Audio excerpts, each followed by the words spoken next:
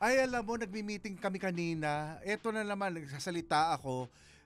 Si Butch, dineded madela na naman ako, hindi pinapansin yung sinasabi ko, kinukontra lang. The Pod Network Entertainment. Hello and welcome to a Walastik Walanjo episode of Best 10 Bets. Ako po ang Pam Brown na si Butch Francisco at kasama ko ang Pogi pero Dehins Goli, naspo-naspo lang, na si Leo Katigbak. Diyos ko, nakaka-relate kaya sila dyan sa mga lingwaheng mga ginamit mo. Kasi mukhang ibang henerasyon yan. Iyon na nga ang punto ko. Ah. Kasi dito, ang gagawin natin, yung mga 10 pangalan na napaglaruan ng public. Ito yung mga either mga pangalan o mga kanta that have taken on a very very different meaning kasi iba na ang paggamit sa kanya ng mga tao in a very colloquial way. Oo. So I'm sure pag nanonood kayo sa internet, marami kayong medyo napapakinig diyan. So yung iba dito baka familiar na rin sa inyo. Kumbaga, na-immortalize siya sa street lingo. Pero Oo. gusto ko lang muna i-point out bago tayo mag-umpisa sa listahan natin. Kasi di ba, we credit yung gay lingo, which was, before that, was sword speak. Ang dapat natin i-point out, ang malaking contribution dyan, ang nagpauna niyan, ay ang mga maton. Oo. Sa totoo lang, kung iisipin mo, it really is the wittiness of Filipinos. 'Di ba? Tuwing may mga nangyayari, bigla ka makakakita ng sobrang raming post na it's a play on words. Audience, na ang ano nila, parang ganun kawiti ang Pilipino na kahit halimbawa isang seryosong bagay na ganyan, maiisipan nila ng bale o ng laro para mas maging katawa-tawa, amusing, entertaining. Shiminet ba yun? Pwede. Pwede. Yun. Hindi, pero ito, pre-war pa, meron ng ganun. Meron ng parbol. Tapos yung sinabi ko nga kanina yung Pam Brown. Alam mo ibig sabihin ng Pam Brown? Hindi. Bam. Yun. Tapos, Amang alam ko kasi yung mga tipo ng mga pagirper, yun yung mga napapakinig ko noon. yun. Pero anong mga 1965 doon na teka, ikaw ba umpisa pa lang nung lumalaki ka, pogi na? Hindi, ibig sabihin Hindi, ganito. hindi. No. Pogi na ang gamit. Kasi pogi came from guwapo. Oo. Tapos Kasi yung ang tawag sa akin nung bata, ako pupuging. Talaga? Pupuging. ikaw na talaga. Wow. Hindi, kasi naman pag tinignan mo naman ng picture ko nung bata, hindi naman nagbago yung itsura ko eh. Literally, ang nangyari lang, lumaki pagkatapos nagkameron ng wrinkles. Pero if you see my pictures when I was like 4 or 5 years old, Naniniwala naman you ako. will not mistake na, oo nga, ikaw yan. Hindi kasi katulad ng iba na nagbagong itsura. Nakikita Ako ko- hindi ako nagbagong itsura. Nakikita ko pa yung mga bakas. Na kabataan. Ano to? Wala namang pekas ng pimple yan eh. Hindi ka nga pinimple, no? Alam mo kung bakit ako hindi pinimple? Ano? Kasi ang tatay ko ang Gumagamit ka ng perla soap?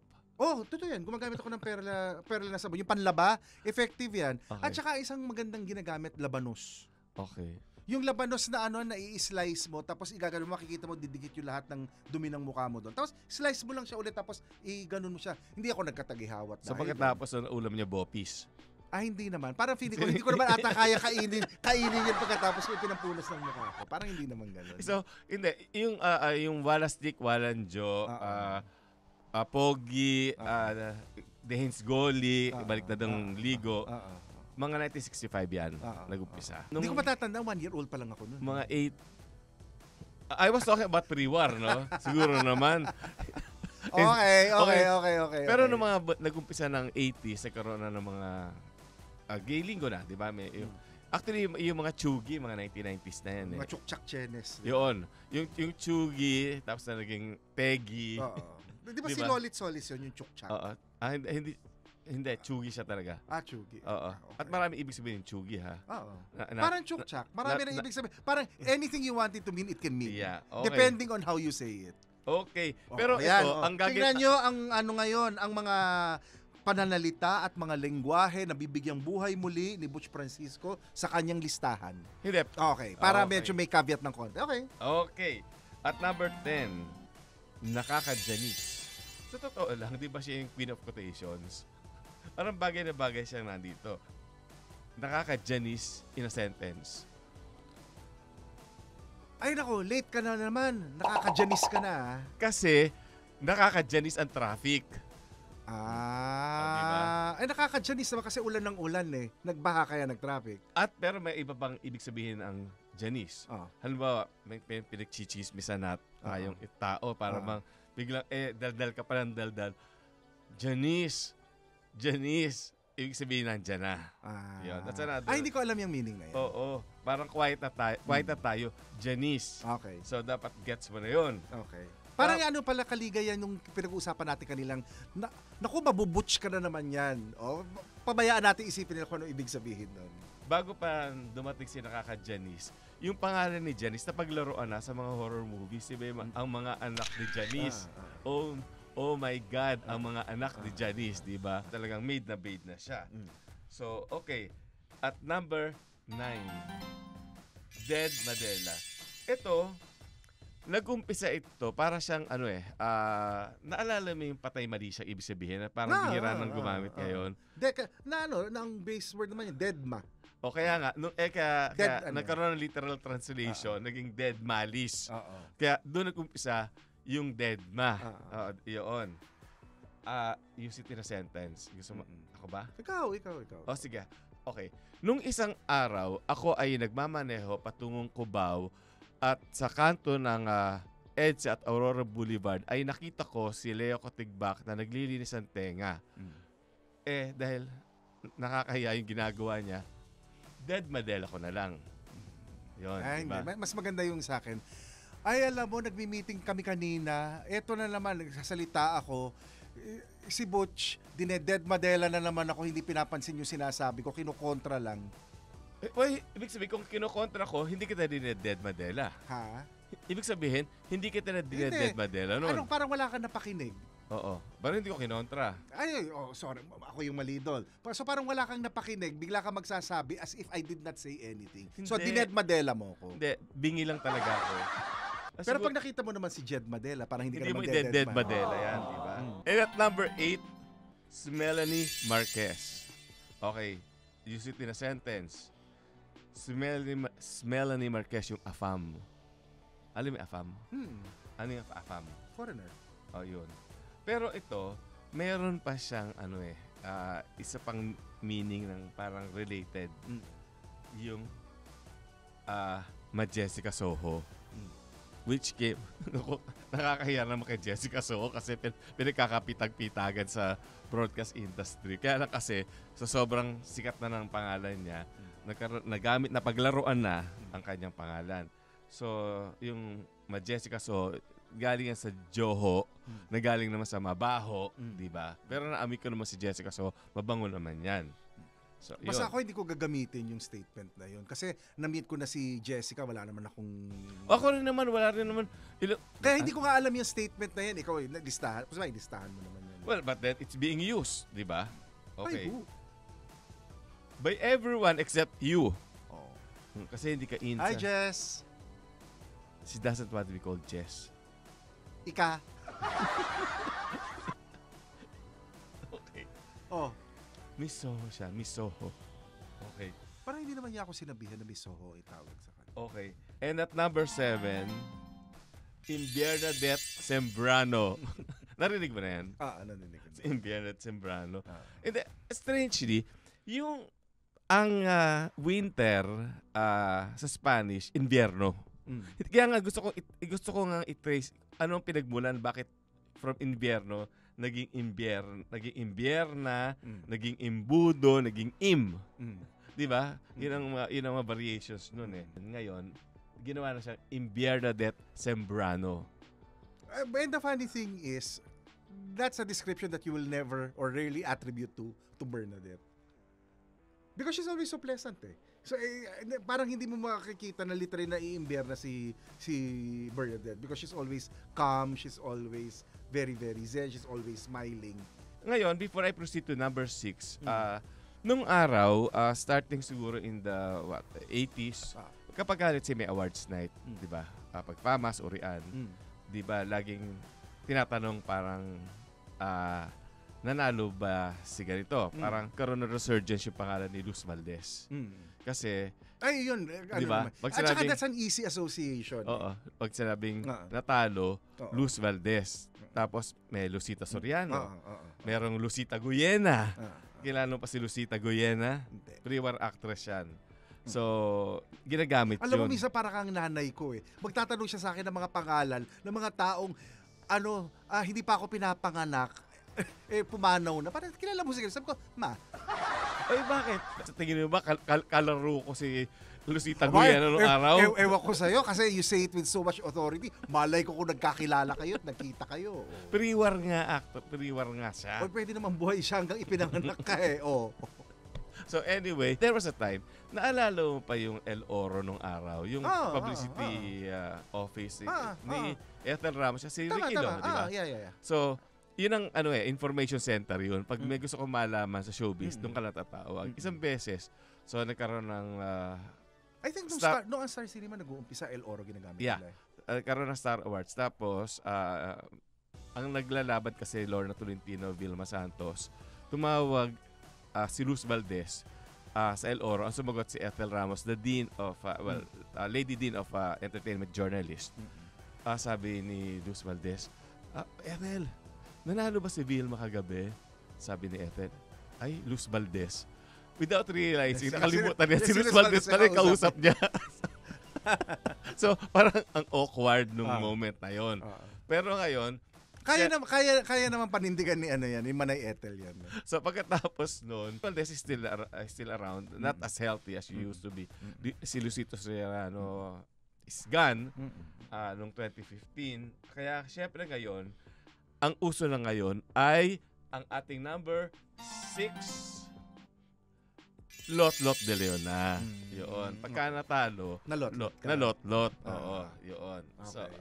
So pero meron pa yang hindi lang si Lot ang ginagamit. Kasama dyan si Lucy Torres. Oo, si ba? Pero si Lot naman, hindi. Winner naman yan. Lalo naman si Lucy Torres, di ba? Kahit sa politika, winner. So, yun ang to. Tapos, well, the reason I think a lot of these names are also fun is because they're not naman descriptive of the people that they're associated with. So, kahit ang sinasabi mo, talunan ka, si Lot naman hindi talunan. Diba? O kaya whether sina Luz, I mean, they're recognized for their talent. So I think most of the people do not take offense when their names are used in a pun or so in other words, so hindi magpoprotesta si Lot and Friends. Yun. Oy, pero pa isa nung araw, nung 80s, 1986. Ito real story to in a newsroom. Naalala mo pa yung Malaya na newspaper? Okay. So, nagsasara na sila, alas 8 na ng gabi, sinasara na nila yung para yung lumabas na yung diary the following day.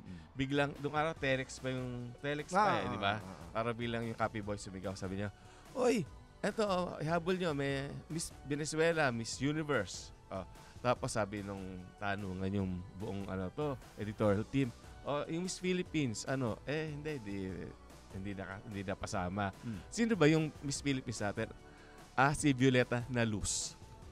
So, eto, no offense meant, pero talaga in unison sinabi talaga nung buong editorial team.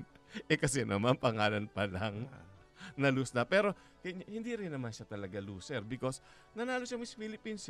Ilang bang Pilipina ang nanalo Miss Philippines, diba? So, kaya lang, isa lang itong paalala sa mga magulang, pag kayo ho ay magpapangalan ng mga anak nyo, isipin nyo po ang kinabukasan nila para hindi mo mapaglaruan rin ang pangalan nila. Imali, di ba ng mga magulang, ang imahinasyon ng mga Pilipino, hindi mo alam kung saan lalabas. Okay. So anyway, syempre, kung merong Lot de Leon, Luz Valdez, Violeta na Luz, Lucy Torres, Lucita Soriano, number 5. Pero din tayong Winnie Cordero on a positive note naman. Bagong bihis na lang to si Winnie Cordero. Nung araw, naalala pa, pag sinabing winner, ay si Winnie Santos, very good little boy. Winnie Santos nung araw. Okay. Pero ngayon, ang kasama na niya, may wisyo naman ako kahit noon. Siyempre, si Winwin Marquez. Na talaga namang win-win. Kasi kaya nga siya pinangalan ng win-win because that was the time nanalo sa eleksyon yung tatay niya si Joey Marquez. Baka mamaya win-gatchal yan na yan. Pwede, pag nag-artista siya, no? So, tapos there was a time, nagamit pa nga yung Winnie Monsod. Ayun, okay. Hi, I'm Joelle, and I'm back. Did you miss me? I wouldn't call this a season 2, but rather just another era with more lessons, realizations, and thoughts from all the overthinking. And it's not just gonna be me this time. We'll have special guests, other POVs, para mas marami pa tayong masagot na paano kungs ng buhay to hopefully help you find the answers you're looking for. Tara, this is Joelle's podcast, Paano Kung. First time ko talagang narinig na ginagamit palang street lingo ang pangalang Winnie Corderos, 'di ba? In reference to being a winner. Actually, yun din naman ang gusto kong projection na ibigay sa mga madlang people na sa tamang diskarte pwede ka maging winner sa life, 'di ba? Kaya push natin ang pagiging Winnie Corderos sa ating mga buhay. Salamat po. And at number 4, pakimchu. Okay. So, use it in a sentence. Ay, hindi ko kasi kabisado ko. Sige, ako na lang. Ano Okay. parang pakimkimbang ibig Hindi, sabihin? okay. Ito na lang. Kanya, sige. Kunin mo yung meaning sa use me in a sentence. Okay. Okay. So, meron ako dalang banana bread. Gusto mo ba ng isang slice? Nahihiya ka ba o pakimchu ka pa? Pakipot ka pa. Very good. Pakipat ka pa. Or ngayon, pero itong isang meaning, ayaw mo, nahihiya ka, bahala, pakimchu ko sa'yo, magutom ka dyan. Pakialam ko sa'yo. Yun, oo. Diba? Pero ako, I've not really heard that used eh. So, it's one of those na talagang it's the usage that will determine my interpretation of the meaning. Meron kasi na iba obvious eh. Pero ito kasi parang yun, pakipot talaga. Ngayon, ang uso ngayon, pakimchu na. Or wala akong pakialam sa'yo. Pakimchu ko sa'yo. Number 3, si Hagardo. Ayan napakinig ko yan. Okay. Imagine, pangalan niya. Alam mo, tuwing dumadating ka dito, pag nata-traffic ka, Hagardo Versosa ang dating mo. Bakit? Sino ba? Ito na nga. Diba? Para sasabihin mo, alam mo, 2 oras sa kalahati ako nagbiyahe papunta dito. Pagkatapos, bumagsak na nga yung buhok ko. Di ba ganun yung... Hindi ba kasi naulanan ako? Sige. Okay. Bakit? Ako lang ba nagda-dialogue niyan? Bakit? Lahat naman ng Pilipino, ito nga, as a matter of fact, lahat yan sinasabi ng mga Pilipino manggagawa, lalo na sa Metro Manila, na hindi pa nakakarating sa trabaho nila, mga Hagardo na sila. Diba? Pero alam mo, ako ang bibilib ako dun sa producer natin, sa rami ng mga meeting na ina-attendan niya, pero si Mark parang never ko nakitang Hagardo Versosa. Kasi tayo Hagardo Versosa. Dahil sa kanya. And this is our last episode. Hindi niya ako napakinig eh. Pangalan ni Teor Torres Palinton, parang something like that. Ang alam ko lang yung Menon na. Oo. So, actually, natatawa nga ako pag nakikita ko yung mga post ni Gardo ngayon. Okay. Parang alam mo na he has a very light sense of humor. Hindi, yun naman, naman siya talaga. But I never worked with him eh. So parang kumbaga, this is really a more recent exposure of him for me. So naaaliw ako pag nakita yung post. Hanip ang timing niya sa comedy. Yun. Tapos, at number 2, bawal mag-Sharon. Ayan naman, alam mo yan, no?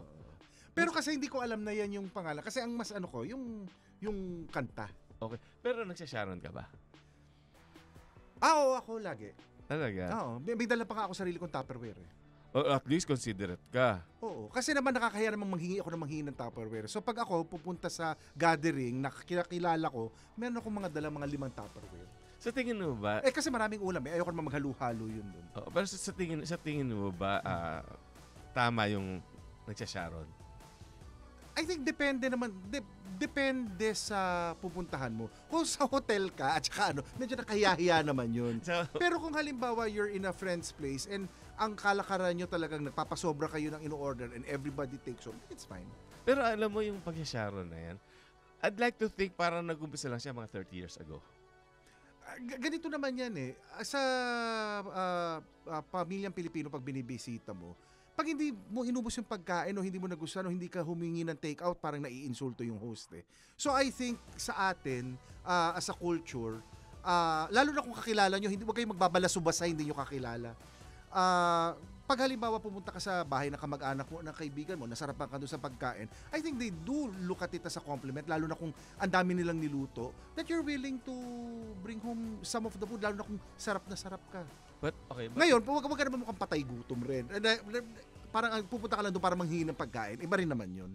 Hindi, at saka, ito naman talaga, isang maipupuri ko naman talaga sa aking kaibigan si Leo. Pag pupunta yan sa bahay ko, lagi yan may dala. Oo. Parang, May appetite. hindi. More than that, yun okay. naman kasi, di tayo mag-aaway dyan. Kasi okay. very thoughtful ka naman talaga. Okay. Oo, thoughtful siya. Labas sa ilong, ano? Kawawa naman ako talaga. Oh. Hindi, thoughtful siya. Oh. Hindi, pero Ay, ito... ito ang nakakatawa dito. Even Sharon pokes fun at herself. Exactly. So she actually has videos na kumakanta siya habang nagte-take out siya. At actually, tuwa ako sa kanya. Tawan-tawa ako sa kanya. Pasensya na. Happy birthday, my brother Gian. I love you. And thank you for my balut. Thank you. For my babies and my Balutin mo herself. my husband and my children. Hindi, meron nga yun, di ba, yung first pilot episode ng Tito Vic and Joey sa TV5, ang guest si Sharon. Tapos habang kumakanta siya, pinapakita si Wally tsaka si Jose sa buffet table. Nagbabalot, kaya tinatawag niya, "Oy, Wally, Jose, oy, bawal mag-Sharon." Siya mismo and then, siya talaga, pag ini-interview siya, sabi niya, tuwang-tuwa daw siya. Pero this is, itong bawal mag-Sharon, parang pandemic era na siya, di ba? Nag-umpisa. Oh, I didn't hear it naman earlier than that eh. It was mas recent na lang. Kasi meron akong kaibigan, merong parang patlak sa bahay. So after uwian na, so narinig ko kumakanta, pangalan si Marlene, na friend ko. Sabi niya, kumakanta siya ng balutin. So, no, but I think it was also a function of the pandemic because whereas dati mas magre-restaurant ka, yeah. ngayon, because mas ayaw mo ma-expose and whatever, it was a more common thing that you hold your get-togethers in a friend's house. Tapos either you order out or you potluck. O kaya doon na I think so. I think doon mas na ano yan. Kaya mas naging common yung usage. Pero ano mo, I tried to do a study on yung kanta ng Bituing Walang Ningning. Yung pala, according to Baby Hill, the lyricist of Bituing Walang Ningning, it was all kay Willie Cruz, na composer. Kasi ang Bituing Walang Ningning, ano yan comics, di ba? Tapos, ito yung ginagawa yung movie, pero bago pa matapos yung movie, naka-ready na yung theme song. Kasi gagamitin dun sa movie Pero parang gano'n naman ata lagi. Lalo na since comics yung pinanggalingan, I think even for the composers like sina Willie, mas madali ang gumawa. O kahit ano. Oo, mas madali gumawa daw kasi may plot ka na eh. Correct. Pero dito, ito ang sarap i-analyze kasi yung balutin mo ako balutin mo ako ng hiwaga ng iyong pagmamahal, meant for Christopher De Leon. Kasi dapat love story yan ni Sharon at saka ni Christopher De Leon. Pero sa sobrang intense ang chemistry ni Sherry Hill at saka ni Sharon Cuneta, yung love angle between Sharon and Christopher ang nawala ng ningning.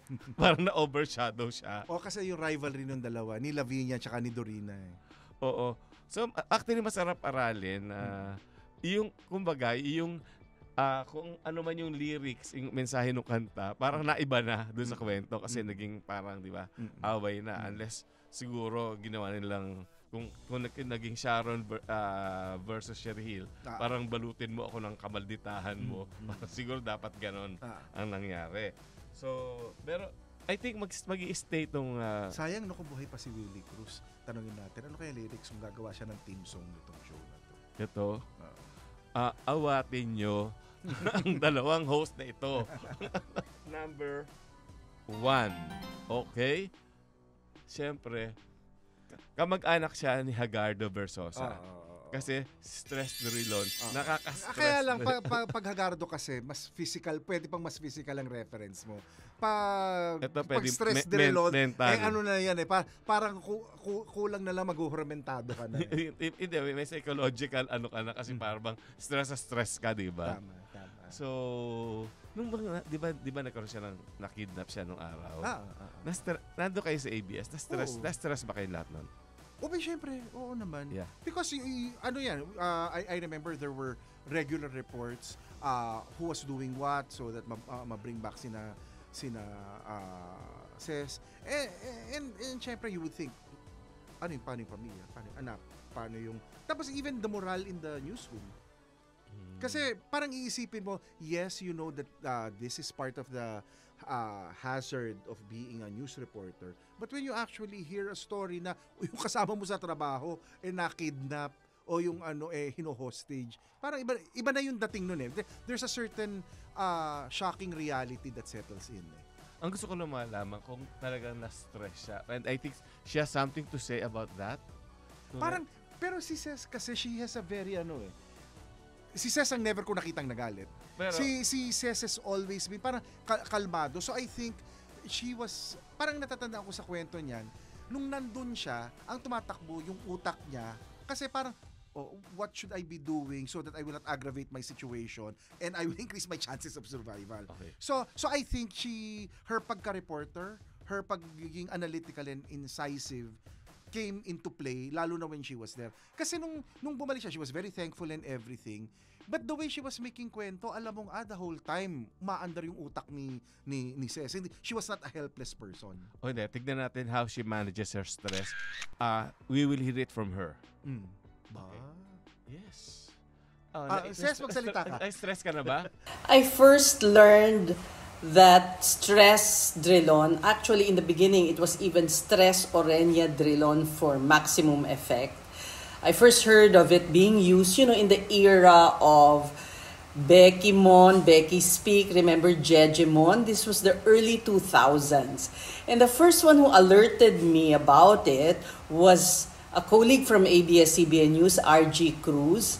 And I don't remember if he was the one who also sent me, apparently there was an exam, and I was part of the multiple choice answers. I don't remember what the question was, pero may stress Drilon doon. I think it was a joke. Parang, I don't really remember the question. And to your query, if I was annoyed or irritated, hindi. Sobra akong naaliw. Of course, I consider it a compliment, di ba? Parang nakatatak na sa akin yon na, in fact, nagawa pang commercial, di ba? So, napakinig nyo from Ses Orenia Drilon. She was very, very specific about that.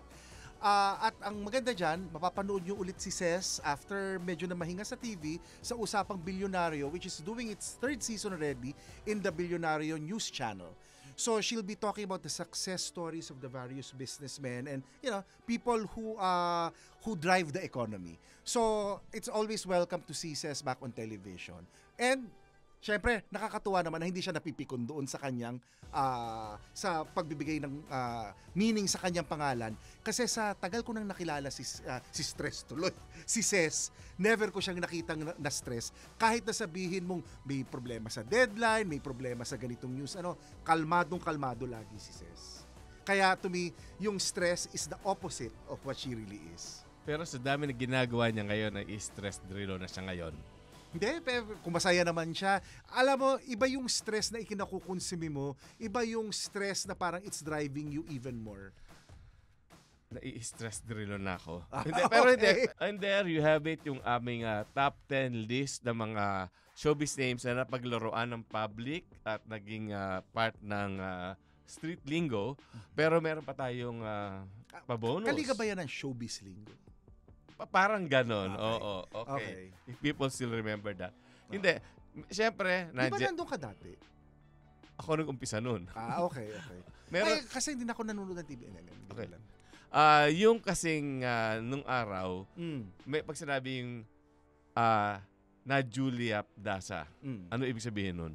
Ano nga ba ibig sabihin pag na Julia Dasa ka? Nahuli. Okay.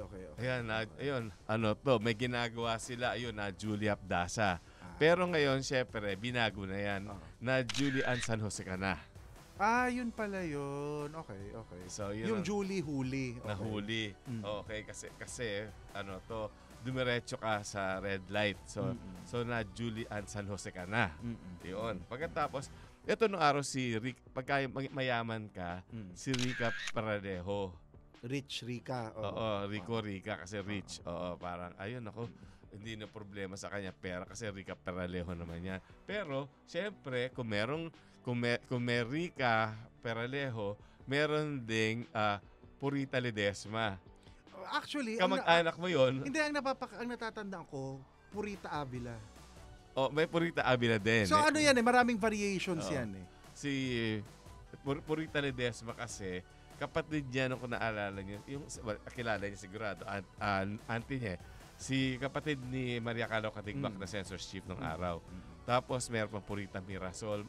Ang dami nila. Ibig sabihin ng poor. Pero si Purita Ledesma is far from being poor. Kasi di ba ano nga siya, art patroness.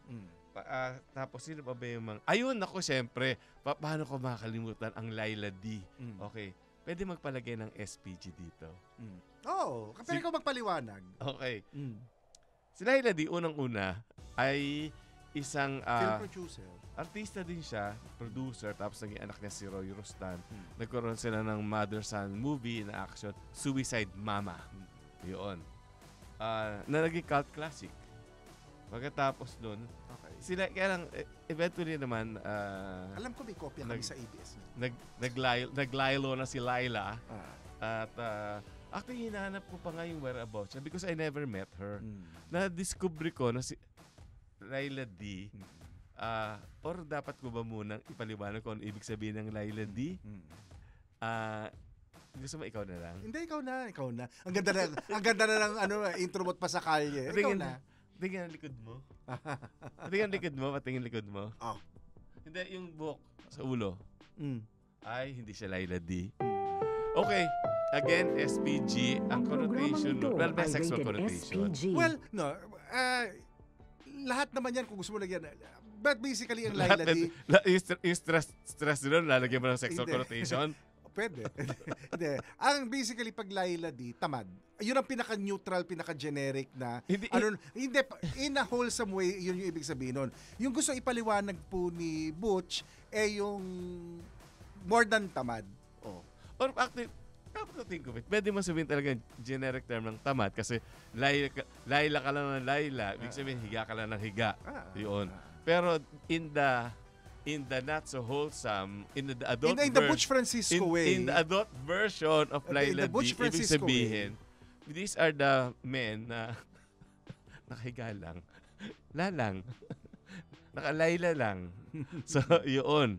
So, but that was very much in use in the 80s and the 90s until the new millennium may gumagamit pa nun eh.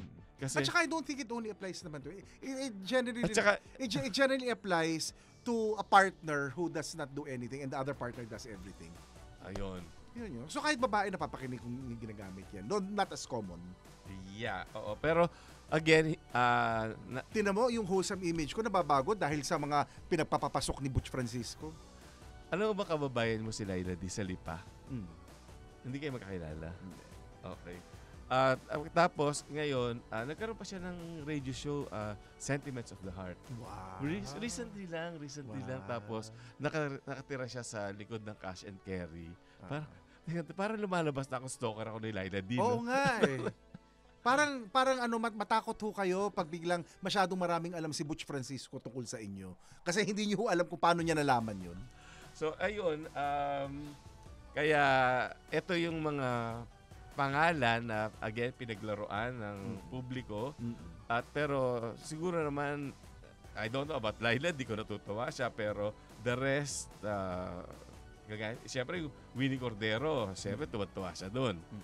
So, actually, feeling ko, I'm curious how Gardo would react. Kasi yung Hagardo, siya. Kasi yung Hagardo Versosa matagal na yan. Oo, pero happy siya. Pero syempre, ang pinakatuwan-tuwa talaga si Sharon. Yun. At saka iba kasi when they themselves are poking fun at themselves. Yeah. Anyway, sana kailan kaya magkakaroon ng Leo Katigbak-Tigbak? Uy, Parang, pwede na. Di ba meron na kaming nung araw yung may ginagawa action, meron kaming tigbakan portion. Yun. so baka yun ang maging ibig sabihin ng pangalan ko pag nakaka-cancel ka. Kapalit ng Chugi. Oo. Natigbak. Oo. Oh, ayan. Nako, at bago pa kami malayo katigbak. Nagpapaalam na po kami. Ako po si Butch Francisco. At ako si Leo Katigbak na titigbakin ko na tong si Butch Francisco. Chugi naman. Okay. Chugi, Tegi. Okay. At sana ay buhay pa kami. Pero ang Tegi kasi mas parang patay eh. Oh, Tegi. Ang Chugi hindi pa eh. Mas broad yung kanyang meaning. Okay. Sige. Sige. Okay, sige. Mag-chukchak chenes ka na. So, sana ho ay nagustuhan yung tsuktsakan namin dito sa episode. Yung pangit naman ang dating nun. Pwedeng usapan. Ikaw talaga, malasma kasi isip mo. So, naman, thank you. Dito po nagtatapos ang mga chenes ni Butch Francisco sa episode Chenelin. Yung mga Chenelin. Chenelin Mercado. Ayun, pwede yun, Chenelin Mercado. Okay. Thank you, and till the next episode of Best 10 Bets. Best 10 Butch. Di ba?